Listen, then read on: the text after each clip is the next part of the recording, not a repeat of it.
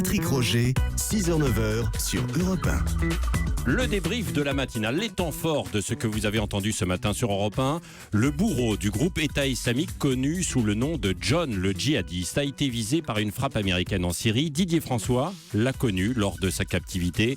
Il faisait partie du groupe de geôliers qui l'ont retenu en otage. Son récit tout à l'heure à 8h sur Europe 1. Un petit groupe de 4 qu'on avait surnommé entre nous les Beatles, parce qu'évidemment on ne connaissait pas leur nom. Alors on leur a donné des surnoms pour tenter de les reconnaître justement. Il y avait un Paul qui n'était pas le pire, un Ringo le prédicateur qui essayait toujours de nous convertir, et puis vraiment les deux tortionnaires, Georges, un petit sec très nerveux qui adorait donner des coups de poing à répétition, et puis donc John le plus grand, le plus calme, mais aussi le plus déterminé, sans le moindre scrupule, exécuteur des basses œuvres. On le voit bien sur les vidéos d'assassinat d'otages chez lui.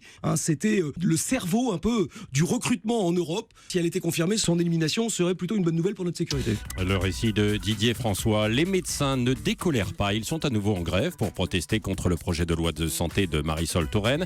Réaction à Lyon d'un médecin très remonté contre la ministre. C'était au micro de Jean-Luc Boujon à 7h sur Europe.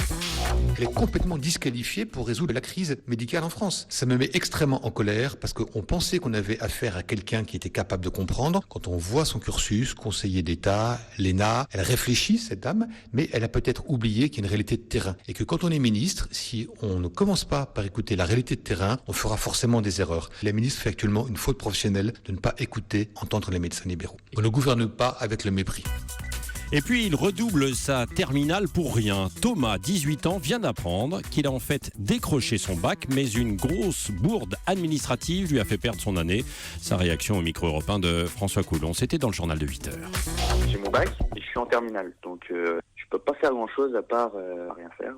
Le rectorat m'a dit que je pouvais rentrer dans l'établissement que je voulais du moment qu'il soit public. Il y a déjà un trimestre qui est passé, l'année est perdue de toute façon. On t'a expliqué ce qui est arrivé ? Le jour de mes rattrapages, il y avait devant moi 10 sujets. J'ai choisi le sujet numéro 7. L'observateur, au lieu de me mettre ma note qui était de 11, il m'a mis le numéro du sujet comme note. C'était le 7.